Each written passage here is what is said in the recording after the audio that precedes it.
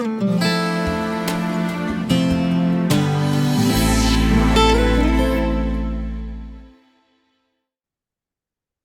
willkommen zum Online-Kongress Superpower Autismus. Heute ist Monika Föhner mein Gast. Ich freue mich, dass sie hier ist. Sie ist ADHS-Expertin und Kinesiologin, Reflextherapeutin und Mutter.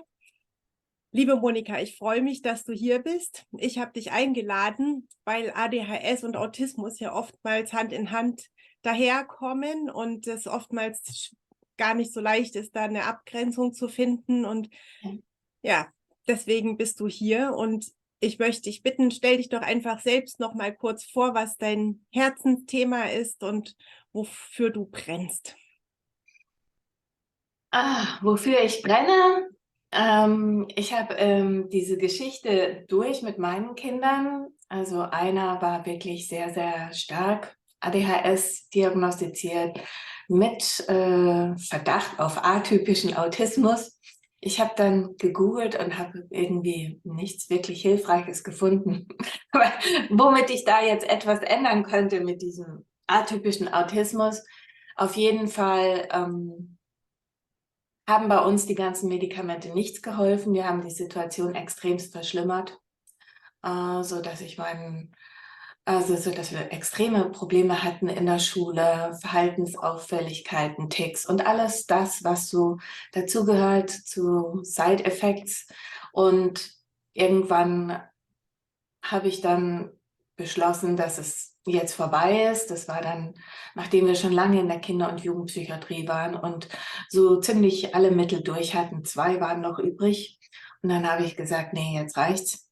Ich hätte gern wieder mein Kind zurück. Also ich würde ihn gerne mal wieder spüren und ich würde gern mal wieder sehen, dass er lacht oder sonst irgendwas. Und ja, mit diesem Schritt hatte ich ein Problem, ne? Es war nämlich dann keiner mehr da, der mir helfen konnte. Also ich stand dann einfach alleine auf weiter Flur. Ja, Und wenn es du ist nicht nicht, bereit bist, die Medikamente zu verabreichen oder genau. die empfohlenen Therapien mitzumachen, bist du raus, ne? Aber sowas von, also ich wurde sogar bedroht, ne? Also wir können sie anzeigen, zwecks Kindeswohlgefährdung, ihr Kind geht ins Heim, also alles, ne? Also das war schon, aber Heftig, ja. die Medikamente waren ja auch keine Lösung und das, was bis jetzt gelaufen ist, auch nicht. Und die Schule hat dann auch gesagt, na gut, wir finden keinen Platz in einer anderen Schule, wo er eigentlich hingehen hätte sollen. Das war unser Glück, weil sie haben dann gesagt, okay, also machen Sie. Machen Sie egal was, schlimmer kann es nicht mehr werden. Und dann hatten wir die Sommerferien und ja, und auch nach den Sommerferien war es noch nicht perfekt, aber es lief langsam in die richtige Richtung. Und es ist auch nicht so, als hätte ich nicht schon 10 Jahre vorher recherchiert. Ne? Mir war schon klar seit Kindergarten, dass mein Sohn sollte schon im Kindergarten Medikamente nehmen. Ne? Und also ich bin schon, ja, seit 15 Jahren am Recherchieren, sagen wir seit 14 oder 13 Jahren ständig auf Schatzsuche, was hilfreich sein kann. Genau. Und ja, mein Kind war dann safe und ich habe aber vorsichtshalber 3 Jahre lang nicht mehr bei Ärzten Termine gehabt, weil ich mir Ah gedacht ja. habe, die wollen uns ja nur wieder irgendwie irgendwo hinstecken. Und ja, und danach war dann klar, dass ich das wohl weitersagen soll. Also jeder von den Therapeuten von früher hat gesagt, was ist passiert, was haben Sie gemacht und können Sie nicht denen helfen, weil bei denen funktioniert es auch nicht und rufen Sie doch mal den an und ich so, ich darf das alles nicht, ne? Also Was was ist wollen denn wir da machen? genau Ja. passiert? Was hast du denn da alles gemacht, um deinen Sohn Also ich habe zu unterstützen? entgiftet, ich habe entgiftet, ich habe ja, also ich habe vorher schon viele Reflextherapien gemacht, aber ich habe dann eben eine spezielle Reflextherapie noch gemacht, kombiniert mit Kinesiologie. Ich habe kinesiologisch gearbeitet mit ihnen. Ich habe Johanniskraut verabreicht, ich habe Studien gewälzt ohne Ende. Also das müssen 200, 300 Studien gewesen sein über alles, was es an Alternativen gibt. Also ich habe alles gekauft, ich habe jede Studie gelesen, jede Studie ausprobiert an meinem Kind. einfach nur, ja, du musst ja irgendwas tun, um dein Kind da rauszuholen, ne? Das heißt, dann bist du während dieser Sommerferien, wo gar nichts mehr ging, dann so aktiv geworden und hast alles Gute an deinem Sohn dann ausprobiert, Das oder? habe ich vorher schon gemacht, ne? Aber Hm. wenn du halt Naturmedizin gibst, zusätzlich zu Psychopharmaka, das ist nicht so klar, was dann, das ist so ein verschwommenes Bild, ne? Hm, hm. Und ja, danach haben wir halt weitergemacht. Also ich habe vor kurzem meine Notizen ausgemistet. Da habe ich schon vor 10 Jahren bezüglich Milch und Unverträglichkeiten recherchiert, ne? Also das war schon immer die Richtung, Ja. aber da war es halt spitz auf Knopf. Wie Genau. alt sind deine Kinder jetzt?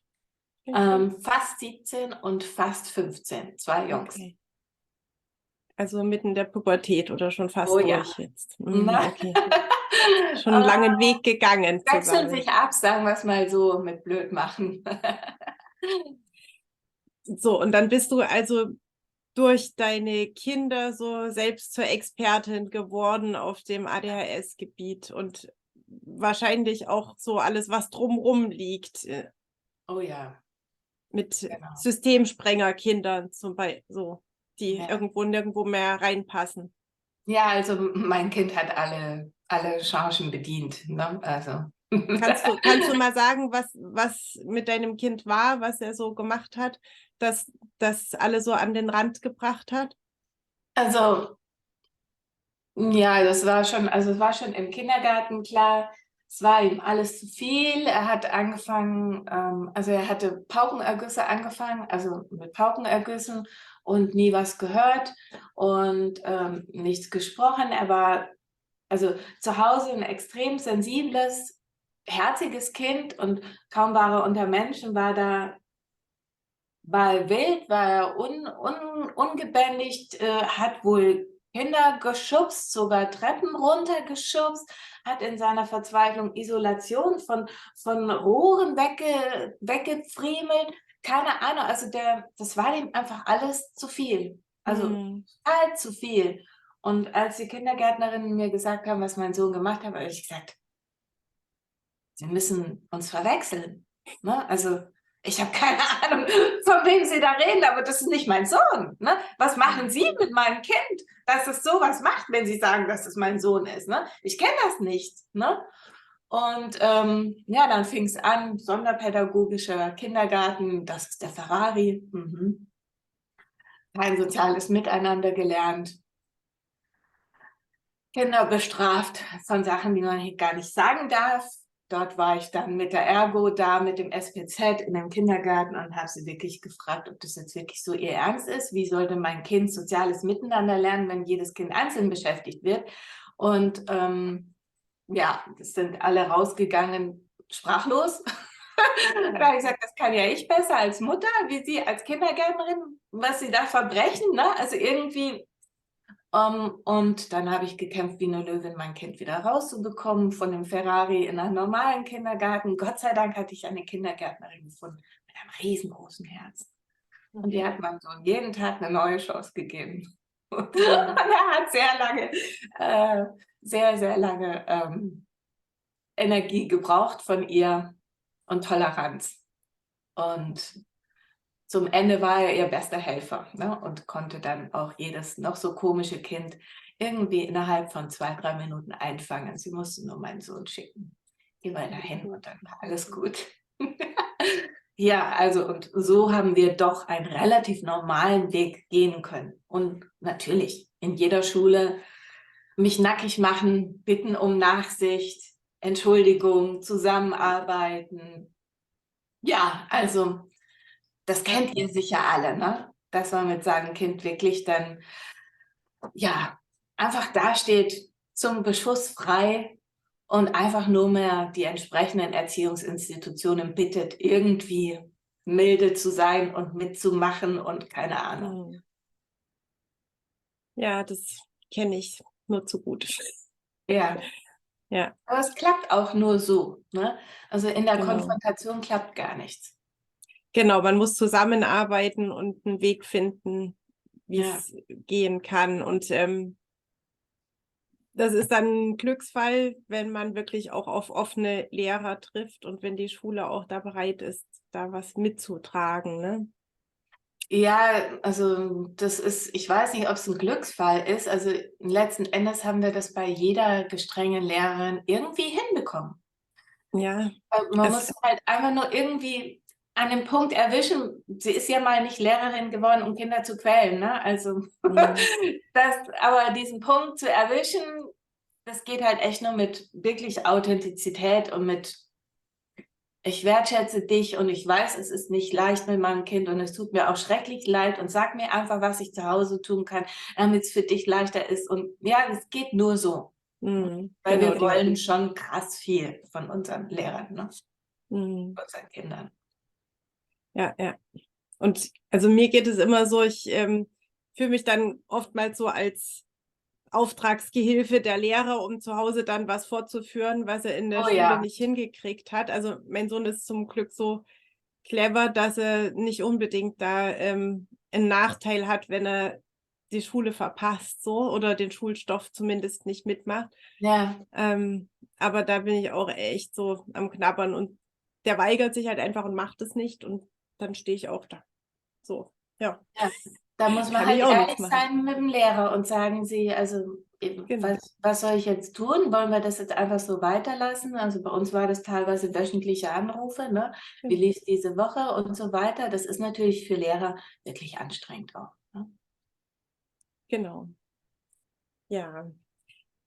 Ja, dann würde ich gerne mal dazu kommen, wie denn deine Arbeit dann konkret aussieht, wenn so jemand zu dir kommt, wo gar nichts mehr funktioniert, wo die Eltern verzweifelt sind, das Kind am Ende und dran rumgedoktert wurde ohne Erfolg. Was machst du denn dann mit den Kindern und Familien? Also ich bin ja Kinesiologin, das heißt also, ich arbeite auch viel übers Energiefeld und ich bin hochsensibel und spüre meine Kunden. Also, und das ist halt manchmal nicht so schön für mich. Aber Gibst du doch, alles ab dann? ja, es fließt durch mich durch, ne? Also, Mhm. ähm, und das ist okay. Ich habe da meine Routine, meine Tools, um mich da wieder zu reinigen von. Aber es ist natürlich schön für diejenigen, wenn die einfach spüren, also viele sind ja total abgekapselt von ihren Emotionen, von ihrer Intuition. Die sind ja nur mehr hier im Kopf und wollen irgendwelche Anforderungen erfüllen, aber die spüren sich ja schon lange nicht mehr. Autisten spüren sich fast gar nicht mehr, ne? Also Mhm. ich habe letztens einen Autisten bei mir in der Reflextherapie gehabt. Da habe ich nicht viel gespürt, ne? Da muss ich echt lange warten, bis da so ganz leicht mal ein paar Emotionen zum Vorschein gekommen sind. Ich so: „Oh, so ruhig habe ich das hier noch nie gehabt", ne? Sehr interessant. Es war natürlich auch ein Erwachsener, ne? Der ist schon sortierter gewesen, aber, also das heißt, wir arbeiten erst mal an den Reflexen. Warum an den frühkindlichen Reflexen? Weil das Kind, wenn es in der Mutter ist, schon ab der 3. Woche fängt es an, diese Reflexe zu entwickeln und Mhm. einzuüben, wie so ein kleines Roboterlein. Das macht dann immer diese Übung. Und egal, was dann da passiert an Sachen mit der Mutter oder im Umfeld, ähm, was dann das stresst die Mutter und das stresst auch das Kind. Das heißt, unter Umständen ist mit dieser Bewegung Todesangst verbunden. Weil in diesem Moment, wo dieser Reflex eingeübt wurde, der Opa gestorben ist ganz plötzlich, ne? Was die Mutter dann erlebt Was die hat und Mutter das. erlebt hat, genau. Und dann ist Mhm. es aber im Kind mit einprogrammiert, genau mit dieser Bewegung, ne? Und so weiter und so fort. Also bis zum 2. Lebensjahr werden die meisten Reflexe gehemmt. Und wenn aber schon am Anfang Probleme sind, dann ist es wie beim Theaterstück, ne? Wenn der Erste nicht seinen Text sagt, dann kann der Zweite nicht mehr den passenden Text sagen und der Dritte auch nicht. Und oh, na, dann ist so das Theaterstück nicht wirklich perfekt. Und so scheint es dann auch bei uns zu sein, dass wir dann einfach nicht wirklich perfekt oder nicht wirklich aufgeräumt sind. Durch Mhm. die Reflextherapie, da lernen die Menschen sich wieder zu spüren. Wie machst du das denn? Also was ist sowas zum Beispiel, was du als therapeutische Maßnahme dann anbietest? Oder? Also es gibt ja viele verschiedene Reflextherapien, ne? Also es gibt EMPP, es gibt Rota, es gibt TRIT, es gibt noch 1000 andere. Und das ist immer so, dass du die Übungen, die das Embryo im Mutterleib gemacht hat, dass du die quasi nachführst. Ne? Dass da also dass das System die quasi irgendwann integriert, diese normalen Übungen. Ne? Hm. Was ich mache, ich löse auch kinesiologisch den Stress darauf, auf diesen Reflex. Das heißt, wenn diese Verknüpfung da war, Genau. Also okay. ich löse es nur, ich tue es nicht umprogrammieren. Also die Situation ist noch im System, aber der Stress ist nicht mehr da diesbezüglich. Okay. Ne? Und dann können die Reflexe sich ganz alleine einbauen, wie sie das brauchen, in dem Zeitraum, wie sie das brauchen. Und ich arbeite so circa 2 Monate mit meinen Leuten zusammen. Und wenn so ein Reflex schwierig ist, dann finden wir meistens auch ziemlich schnell heraus, was da los ist. Erstens, weil ich es spüre und das Hm. Feedback an denjenigen gebe und sage, sag mal, was ist da für ein Riesenfels in deinem Bauch? Kannst du überhaupt nicht nach unten atmen? Also ich kriege überhaupt gar keine Luft. Was ist da los? Ne? Und Das dann heißt, kommt, du spürst das an deinem ja, eigenen Körper, was ja, bei ich bin das demjenigen Surrogat, drinsteckt genau. oder wo es blockiert ist. Ja, also Okay. ich spüre das, ich gebe das weiter, tappe natürlich im Dunkeln, weil ich ja nicht weiß, was da war. Aber Mhm. der andere hat dann so den Job zu finden, was da los war, geht zu seiner Mama, fragt nach und dann, aha, da war das. Und dann ist zum Beispiel klar, Todesangst. Ach, deswegen ist es bei mir auch schon so, ne? Die Mama hat mir ja nie was von gesagt, ne? Aber genau. Und so kann man die Sachen dann recht gut auch auflösen. Und dann sind die Reflexe nicht nur nachgearbeitet, sondern sie sind auch entstresst. Ne? Und das Mhm. heißt, der Körper kann einfach nachholen. Er kann die ganzen Entwicklungsschritte nachholen. Wenn da keine Blockaden mehr sind, dann geht das manchmal sehr schnell. Also ich habe Schulverweigerer gehabt, die 2 Jahre später Klassensprecher sind. Ne? Und das nicht nur einmal. Also ich hatte ziemlich viele Schulverweigerer. Eine hatte ich, die ist nach einem Tag dann in die Schule gegangen und hat sogar Englisch gelernt. Und ihre Mutter hat gedacht, ich bin eine Hexe oder so. Also es passiert nicht immer gleich am gleichen Tag. Also manche Ja. merken was, manche merken es nicht, manche merken es erst später. Ich hatte auch mal eine Kundin, die hat selbst sehr viele Psychopharmaka genommen, die Mutter.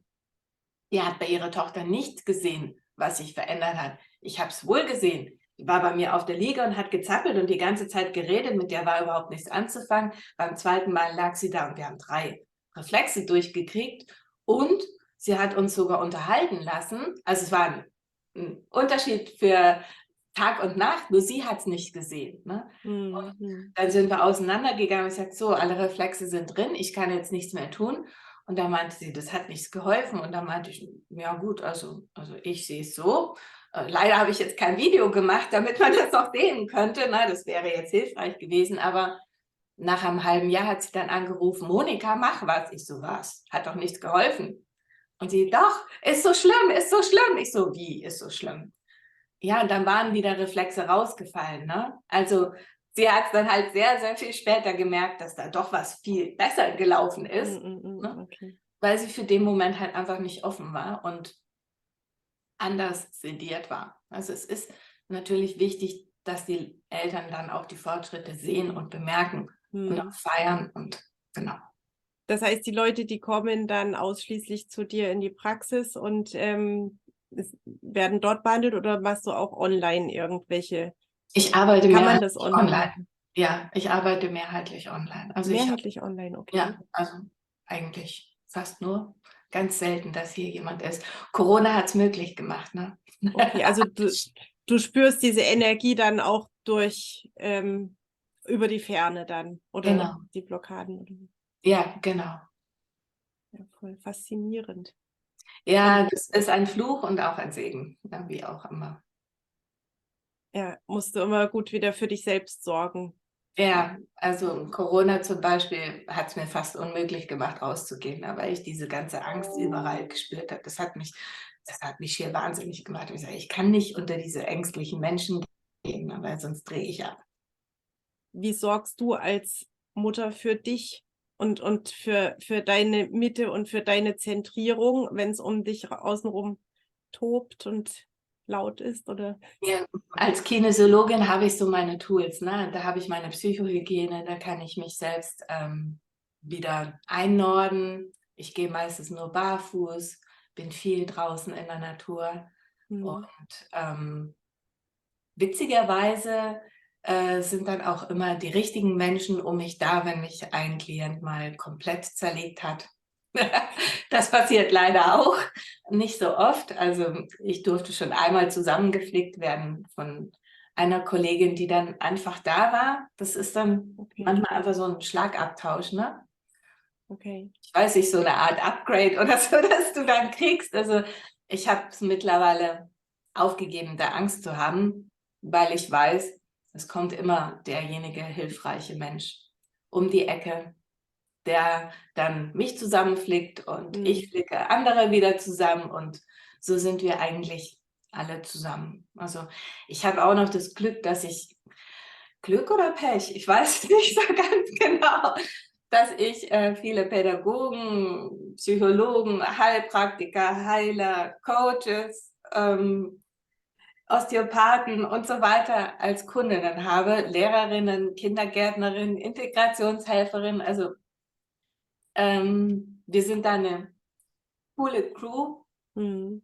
und weil wir auch eben 2 Monate intensiv zusammengearbeitet haben, kann man da auch jederzeit mal anfragen und ja, oder sie melden sich und ja, also ich kriege viel Inputs auch von Ihnen, auch von den Ärzten und Chemikern und was weiß ich alles. Ne? Also Mhm. M- Ja, über die 2 Monate, wo du mit den Menschen zusammenarbeitest, ja, machst du dann eher so Energiearbeit mit dem Kind oder mit den Eltern oder mit allen? Oder wenn, was weiß ich, Lehrer kommen, die ja, so das als eine Art Weiterbildung für ihre Schüler betrachten, oder ist es eher so für sich, wenn nee, sie selbst ein Problem haben mit die kommen für Ernährung? sich, die kommen alle für sich. Hm. Aber sie tragen da meine Tools raus. Ne? Also ich hatte so diesen bösen Job gefasst von allen Menschen um uns herum, von allen Fachpersonen, die gesagt haben, Frau Föhner, Sie müssen diesen Leuten helfen, bei denen Medizin nichts hilft. Und ich sagte, ja was?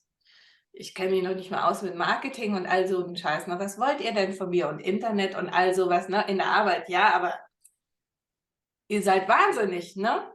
Und ich habe mir lange überlegt, wie ich das machen soll. Klar mache ich auch noch mal ein Online-Portal, um quasi diesen Job abgehakt zu haben. Aber mittlerweile ist es so, dass eben dadurch, dass so viele Fachpersonen sich von mir helfen lassen, dass die ja auch meine Tools raustragen. Ne? Hm, hm, Tragen meinen Gedankengut raus, die sind anders mit ihren Kindern in der Schule, die sind anders mit ihren Patienten in der Praxis. Und ja, und das ist eigentlich schon ein Multiplikator. Also von daher, vielleicht hätte ich den Job jetzt schon abgehakt. Ich weiß es nicht. Also ich fange auf jeden Fall an mit der Mutter, weil ja. ich habe anfangs immer mit dem Kind angefangen, aber ich bin ja immer wieder bei der Mutter gelandet, weil das Kind war ja in der Mutter während der Zeit der Reflexe. Und deswegen fange ich an mit der Mutter und das ist so der Game Changer. Also weißt du ja sicher auch, wie die Mutter drauf ist. So ist die Familie drauf. Geht's der Mutter gut, geht's allen gut. Ne? Also, und die Mütter sind ja meistens die, die am meisten kaputt sind von dieser ganzen Sache, ne? Weil sie sich auch Ja, noch verantwortlich fühlen für das alles und es ist auch richtig so. Die Mütter suchen aber nicht für sich, sie suchen eigentlich für ihr Kind. Ne? ja, ja. Genau. Genau, und dann Trotzdem fängst du da erstmal an. Genau, Alles in trotzdem muss Ordnung die zu bringen. Mutter angefangen werden, ja genau, und danach geht es zum Kind. Und oftmals schreien dann auch die Papas, same hier, ich will auch. Ne? Ähm, lustig ist es dann, wenn sie am Anfang blöd gemacht haben und gesagt haben, mach deinen Scheiß. Da freuen die Mama und ich uns umso mehr und sagen, ja, okay, kannst du haben. Und ja, und so arbeiten wir fröhlich voreinander, also miteinander 2 Monate lang sehr intensiv. Wir machen nicht nur die Reflexe, wir machen eben alles das, was hinter den Reflexen steht, alles das an Emotionen, an Traumata, an was auch immer, was da gerade eben hochkommt, weil in der Bearbeitung der Reflexe gibt es Unterschiede. Ne? Dann gibt es welche, die fallen ständig wieder raus. Dann gibt es welche, die brauchen 5-mal so viel Wiederholung wie sonst normal. Und dann weiß man, oh, da ist irgendwas nicht normal. Ne? Aber ich habe es immer noch nicht ganz verstanden, also wie die Methode ist, wie du arbeitest. Also man sitzt am Bildschirm, so wie wir jetzt, und dann erzählen die Leute dir was, wo es ein Problem ist. Du spürst in dich rein, wo hakt es da, und dann machst du dann Übungen mit den Leuten, oder ist das so eine Art Meditation oder wie? Nein, also ich turne für die Kunden. Ne? Okay, du leitest es aus deinem System aus und Genau. dann ist es Also bei denen auch raus. ich bin sie. Also ich switche mich auf ihr System. Das ist ein Stellvertretersystem. Ich arbeite als Stellvertreter für die Kinder und habe hier auch noch 3 andere Stellvertreter, wenn nötig. Aber im Moment brauche ich die schon lange nicht mehr. Und ja, und dann arbeite ich die Übungen in meinem System ab. Wir sind aber verbunden. Okay. Und das heißt also, ich spüre das. Also wenn ich jetzt einen Satz einprogrammieren soll bei mir und sich alles widerstrebt in jeder Faser, ne? Von wegen, ich bin geliebt und das geht überhaupt nicht rein, das geht einfach nicht rein zu programmieren, dann weiß ich, wir sollten noch mal reden. Was war denn da mit deiner Mama, ne? Und so arbeiten wir uns eben weiter. Also ich mache die Übung für diejenigen, wir telefonieren viel, wir sind momentan noch im WhatsApp-Kontakt, bald vielleicht einfach nur per Telefon.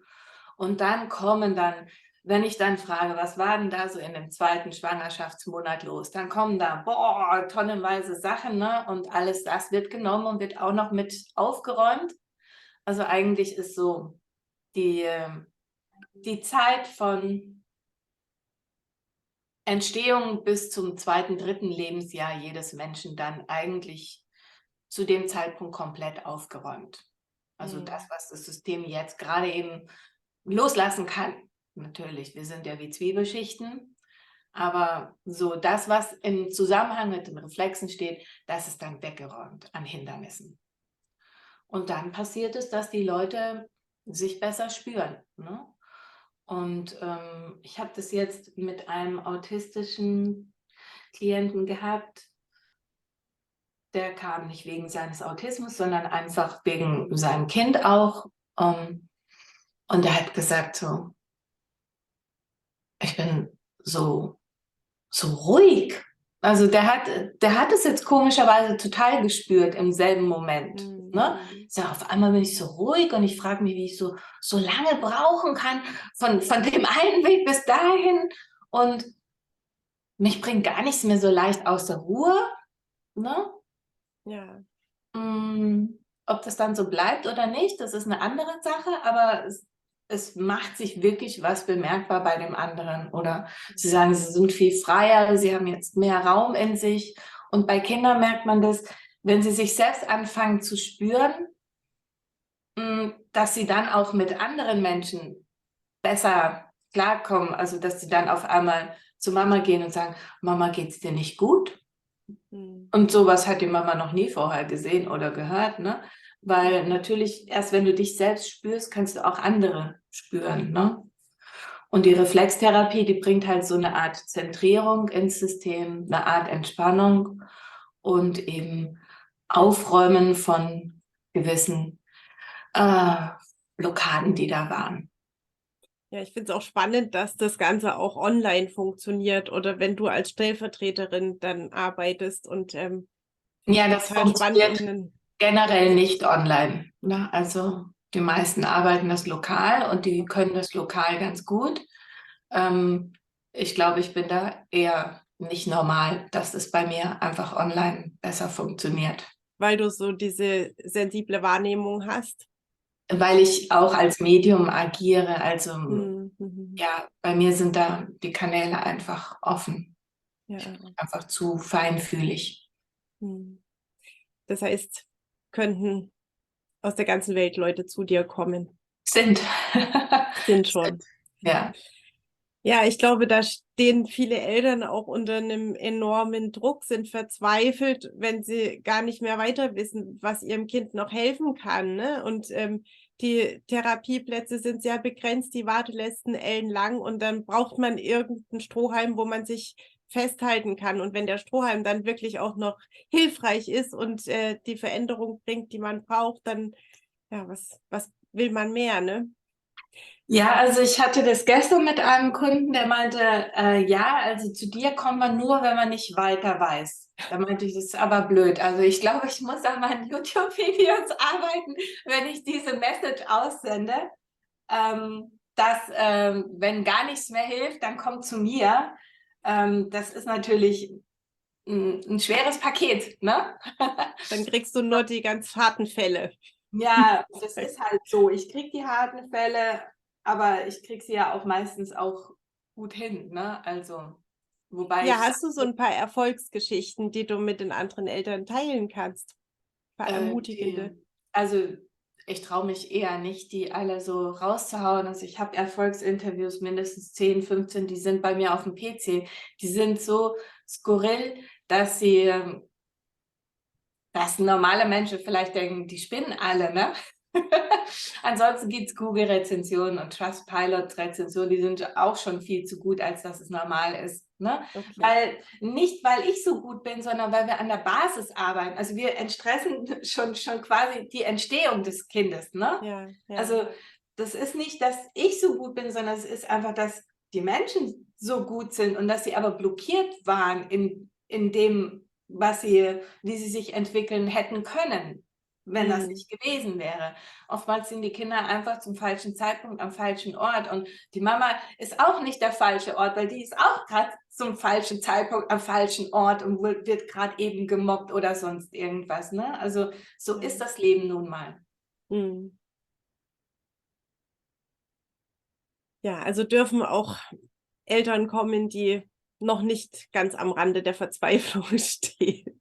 Ja, die dürfen auch kommen, also es kommen auch andere Menschen, es kommen auch Profiboxer, die Ja. ihre Superprüfung jetzt besser bestehen wollen und sich mehr konzentrieren wollen, weil sie sonst so fahrig sind. Es kommen auch Manager, die einfach ihren Kopf immer so voll haben und da irgendwie mehr Ordnung haben Hm. möchten in ihrem Kopf, ne? Ähm, Ja. also Also ja, ich finde, das Gute an dem Ansatz ist wirklich, dass der ja an den Ursachen arbeitet und nicht an irgendwelchen Symptomen rumdoktert und versucht, den Menschen in irgendeine Richtung zu ziehen und zu zerren oder zu schieben, äh, wenn er noch gar nicht dafür bereit ist. Ne? Und, ja, genau. Aber auch ich habe angefangen, an den Symptomen zu arbeiten. Ne? Also auch ja. das Johanniskraut, das ich meinem Kind gegeben habe, war jetzt einfach nur nachgebaut, was Ritalin ist, in mehr oder weniger gesund. Ne? Also ich Hm. habe auch über diesen Kanal angefangen und bin dann halt zu diesem Ursprung gekommen. Ne? Also es ist ja normal, dass man erstmal das, was am lautesten ist, sieht und das bekämpfen will. Ne? Das ist ja Ja, ganz ja. normal. Hast du denn so zum Abschluss noch so einen Tipp, was du verzweifelten Eltern mit an die Hand geben kannst? Ja, also ich habe ja, wie gesagt, Ärzte, Chemiker, Heilpraktiker als Klienten und auch Autisten. Also meine autistische Kundin habe ich gefragt. Sie meinte, es gibt keinen Gamechanger. Ich so, oh, das will ich aber nicht hören. Okay, also habe ich meinen Herrn Chemiker gefragt, aber wir sind schon sehr, sehr lange bezüglich Autismus und ADHS im Kontakt. Ne? Also ich helfe ihm und er hilft mir mit Informationen dann. Ne? Also er sagt, Schwermetalle, Herbizide, Fungizide, Insektizide haben Einflüsse auf die Embryonalentwicklung. Es ist wahrscheinlich, dass parasitäre Einflüsse dafür verantwortlich sind, die zu Gendefekten führen und somit zur Ausprägung des Erscheinungsbildes. Es gibt auch sogenannte Alkoholautismus. Wenn die Eltern nur ein Glas Sekt getrunken haben, kann das passieren, dass man dadurch autistisch wird. Männer hätten dann einen Hang zur Kriminalität und Drogenkonsum. Frauen besitzen nicht nur Drogenhang, sondern ja, sexuelle Hyperaktivität. Ja gut, das ist so das, was mir der Herr Chemiker gesagt hat und was ich von einer zweifach promovierten Ärztin habe, die auch Klientin von mir ist. Und vorher eigentlich auch schon der Dr. Klinghardt, der die Kinesiologie erfunden hat, der ist ja auch Umweltmediziner. Ne? Und der hat schon seit Jahrzehnten, glaube ich, ein Protokoll für Autisten, wo man rektale Einläufe macht, um quasi die Parasiten auszuschwemmen. So, das ist schon uralt, dieses Autisten-Protokoll. Viele haben es verrufen als Kinderquälerei, aber definitiv, also rektale, wie habe ich jetzt gesagt, wie war das? Also diese Einläufe, genau, rektale Einläufe, die schwemmen tatsächlich Parasiten raus. Parasiten ernähren sich von Schwermetallen. Da sind wir wieder bei Schwermetallen. Parasiten sind im Körper, soweit ich es mit meinen Laienworten sagen kann, und ich bin immer sehr plakativ, damit es im Kopf bleiben kann, so eine Art Sondermülldeponie von Schwermetallen und Giften. Deswegen sind die Parasiten auch gar nicht so schlecht, weil wir funktionieren besser, weil sie das komprimieren und in sich halten. Ne? Und ja, auch zum Beispiel, wenn man sehr fett wird, tut der Körper Gifte verdünnen, dadurch, dass man Fett aufbaut oder Wasser ansammelt. Also unser Körper an sich ist schon sehr intelligent. Also was kann oder hat sehr oft mit Autismus zu tun? Definitiv Schwermetallvergiftung. Schwermetalle sind im Essen, sind in Impfungen, sind in der Luft überall. Es gibt Experimente, die gemacht wurden, dass Nervenzellen anfälliger und verletzlicher sind, wenn sie mit Schwermetall vergiftet wurden. Und 10-mal mehr Jungs als Mädchen sind betroffen, weil das Testosteron das Ganze noch pusht. Also das Testosteron macht die Nervenzellen anfälliger und verletzlicher. Okay. Du hast ja auch am Anfang gesagt, du hast mit deinem Sohn auch eine Entgiftung gemacht. Ja, und ich wollte mein Kind schon lange entgiften. Und auch da, ich weiß nicht, wie oft ich bei dieser Heilpraktikerin angerufen habe. Und irgendwann habe ich sie erwischt und habe gesagt, wissen Sie eigentlich, was ich mache? Ich backe Brot ohne Gluten, ohne Soja, ohne alles. Das ist Bröckchenbrot. Ich mache Wurst selber. Ich kann nicht mehr. Mein Sohn verträgt gar nichts. Er ist hochallergisch gegen alles. Ich kann nichts kaufen für ihn. Bitte, bitte, bitte, bitte helfen Sie uns. Ne?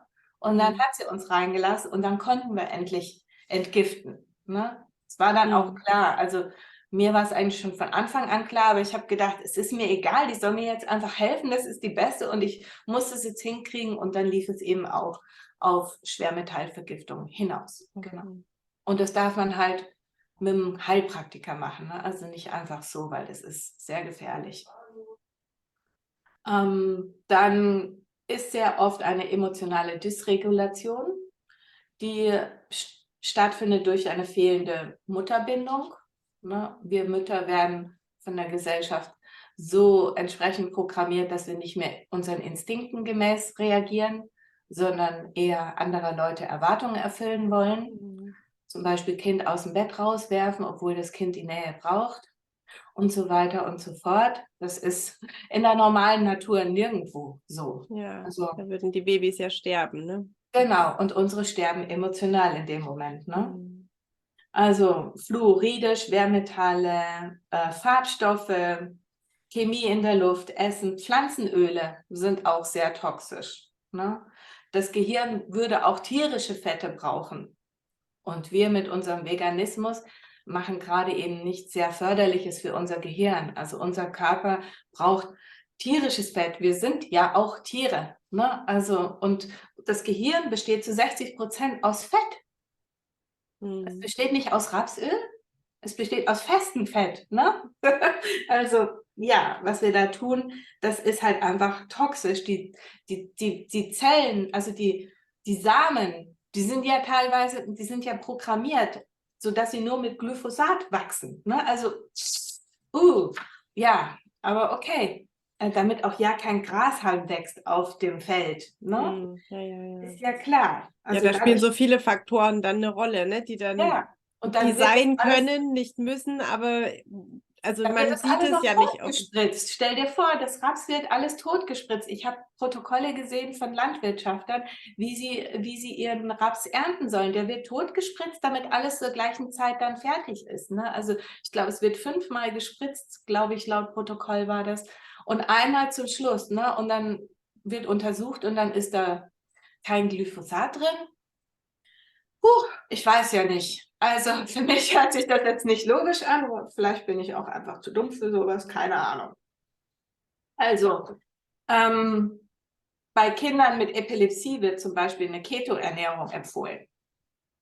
Das heißt also keine Pflanzenöle und Zucker weg und tierische Fette. Warum? Weil es gesünder ist. Ne?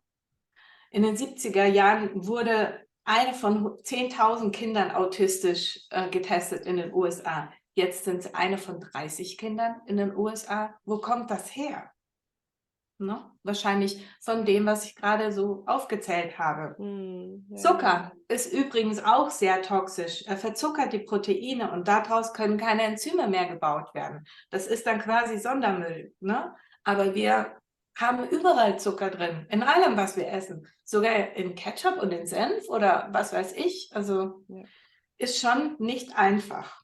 Ja, das ist eine ganze Latte und wenn man das so als Eltern hört, denkt man, oh Gott, wo fange ich denn jetzt an? Was sollst du jetzt essen? Darfst du jetzt nicht mehr in den Wald? Das sind wirkliche Fragen. Ne? Also auch als ich mit meinen Kindern angefangen habe, war das Erste, okay, wir müssen einfach konstant detoxen. Also ich kann jetzt meinen Kindern nicht sagen, du darfst nichts Süßes. Aber wenn ich ihnen Süßes gebe, dann muss ich sie gleich wieder detoxen, ne? Damit wenigstens, das ist dann nicht gesund, aber es ist vielleicht gesünder wie sonst.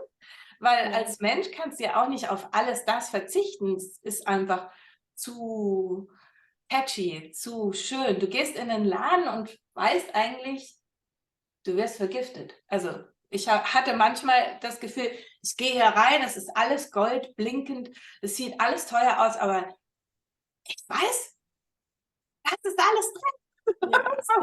Was machst du jetzt? Ne? Also schlecht, sehr, sehr schlecht als Mütter. Ne?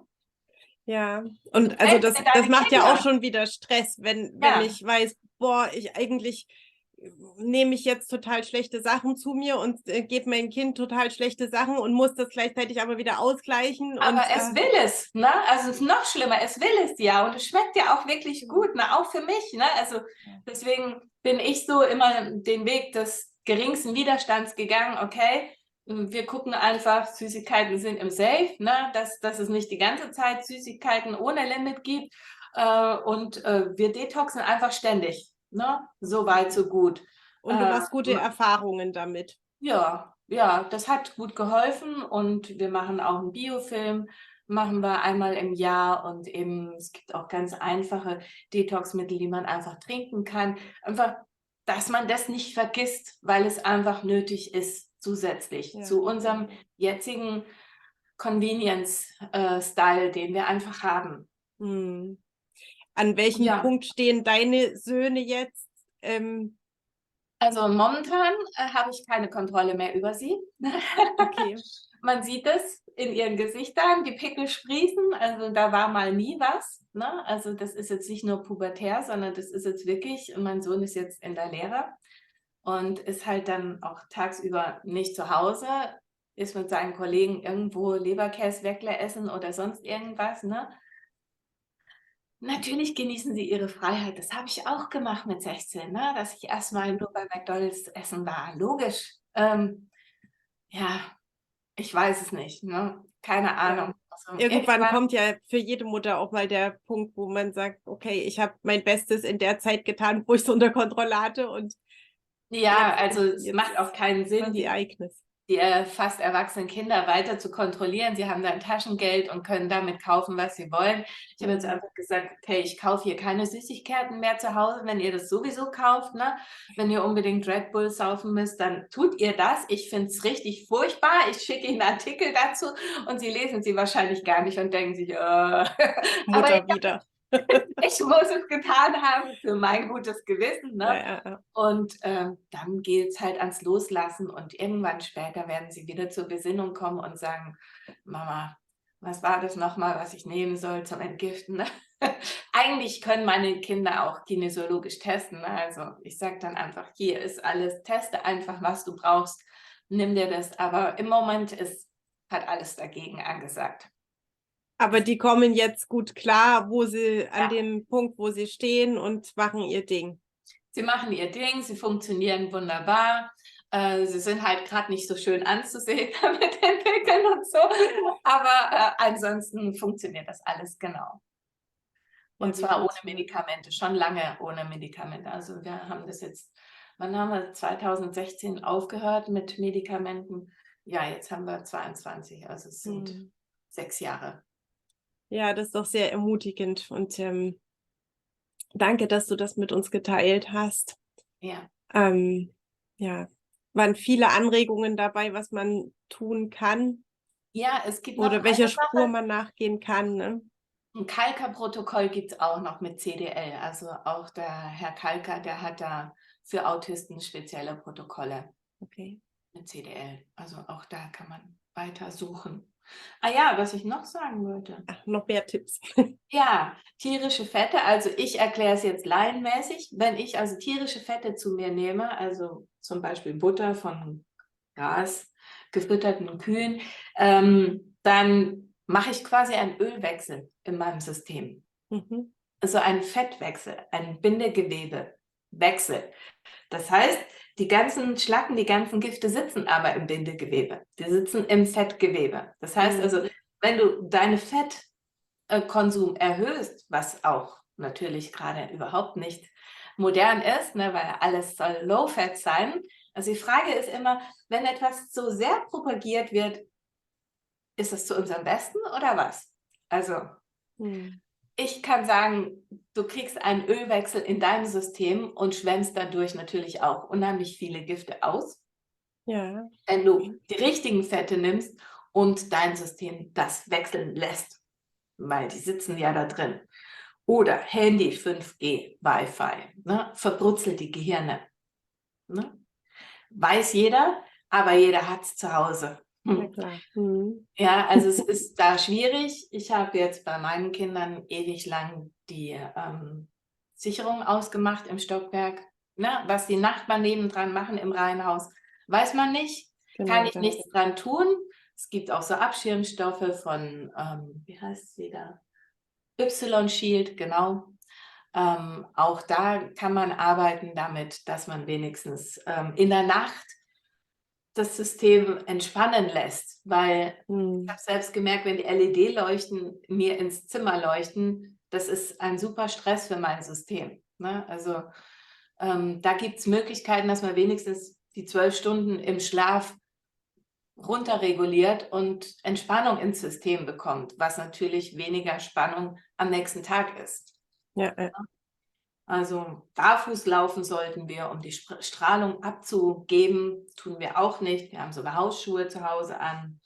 Ja, also im Grunde gesehen ist es ziemlich schwierig, von unseren Kindern Leistung zu erwarten, wenn wir sie konstant vergiften. Ihnen jegliche Coping-Mechanismen nehmen.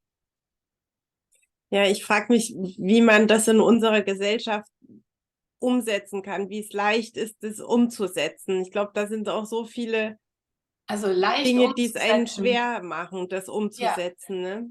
leicht umzusetzen habe ich jetzt für meine Kunden und für mich, habe ich einfach ein konstantes Entgiftungsprogramm laufen. Ne? Das heißt einfach, du hast deine Mittel da, die du nehmen kannst. Meine Kunden können in der Regel auch selbst kinesiologisch testen.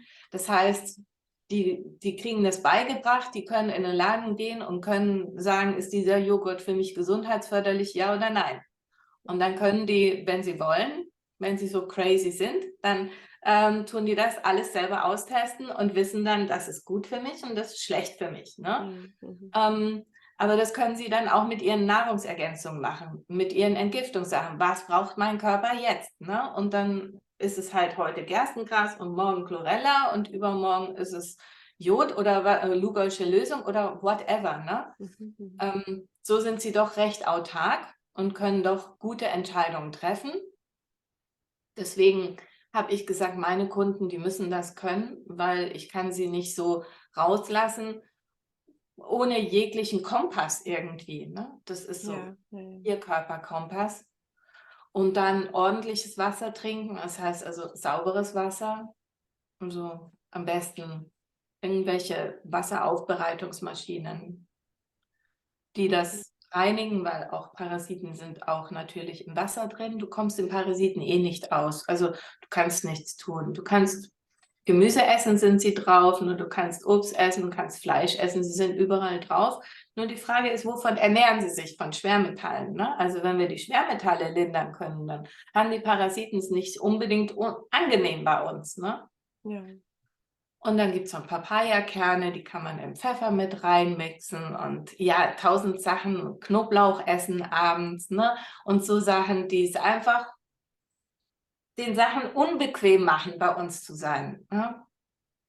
Also zum Entgiften, dass die Zum Parasiten Entgiften gehen zum und dass Beispiel. die Parasiten es nicht so bequem haben bei uns, Mhm. genau. Das, ja, da muss man sich ein bisschen mit beschäftigen und dann, und wenn du halt was machst, auch nur für dein gutes Gewissen, ne, und dass du weißt, du hältst das alles ein bisschen in Schach, dann ist es auch schon mal etwas, weil was tötet am meisten? Die Angst.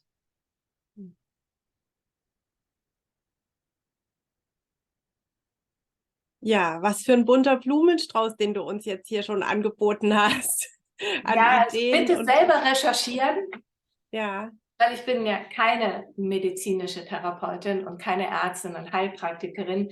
Dafür gibt es Heilpraktiker, also auch meine Kunden, die gehen zum Heilpraktiker zum Entgiften und das ist auch gut so. mhm. Aber ich habe entdeckt, dass selbst das Entgiften schon wahnsinnig viel an Verhaltensveränderung bewirkt bei Kindern Ja, ja, und Erwachsenen. kann ich mir gut vorstellen. Bei meinem Sohn war es so, dass der das dann irgendwann nicht mehr angenommen hat. Und dann hat er Ja. sich geweigert, die Medizin zu nehmen oder die Tropfen zu nehmen, was dann die Heilpraktikerin eigentlich für ihn vorgesehen hatte. Ja. Ja, und ich habe es andersrum. Ich habe dann Klienten, denen geht es so gut und ich weiß, die sind aber hochallergisch und die müssen ausgeleitet werden und die sagen, nee, also uns geht schon besser als jemals gedacht. Wir gehen jetzt nicht mehr zur Heilpraktikerin. Ich so, nee, hey, so hat er nicht gewettet. Ich bin gerne. Aber auch da kann ich nichts machen. Ne? Also, Genau. Dann ist letzten Endes dann auch jeder selbst verantwortlich. genau, Liebe Monika, ich danke dir von Herzen gerne. für alles, was du uns hier mitgebracht hast an Ideen und Anregungen Ja. für dein Sein. Vielen, vielen Dank. Und bitte viel selbst recherchieren, ne, damit das auch wirklich Hand und Fuß hat und dann in sich reinfühlen, ob das vielleicht Sinn machen könnte. Das ist ganz wichtig, weil die Gesundheit unserer Kinder ist nun mal unser Job, ne? Und das können wir nicht abgeben an irgendjemanden da draußen. Das wird nicht funktionieren. Ja. Dankeschön. Danke auch. Tschüss.